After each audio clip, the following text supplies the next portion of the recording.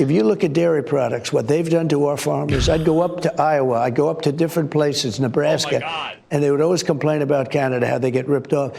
Do you know that Canada has a 250% tariff? They don't. So just so you guys know how Canada's tariffs work, basically there is a certain quota that America can sell to Canada for no tariff.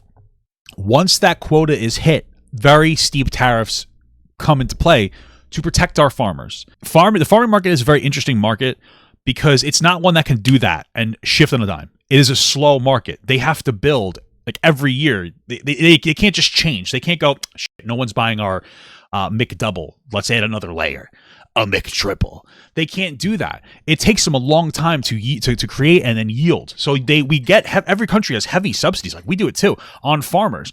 Like a lot of times we pay them to just exist and maybe even not do anything because you can't shift on a dime. You need to do that. And our country is very dependent on eating. I don't know if you guys know that. We need to eat.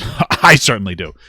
So you have to be very, very, very careful about the way that your farmers in your country are treated. Canada's no different. They want to make sure they treat their farmers well. So they have a quota. Once we hit a certain amount of sales, they're going to hit a tariff because they need to protect their farmers. The governments need to subsidize their farmers because it's a slow industry and they need to make sure that we don't die and we don't starve. This is just how things work. And so for them to put a tariff on their dairy market to protect their farmers makes perfect sense. They want to make sure that if there is a crisis that they can react to that crisis and deal with it. It's just being an intelligent country. This guy looks at some kind of a tariff or a deficit and goes, oh, this is so bad. It's not necessarily bad if you understand the reason why something is being implemented.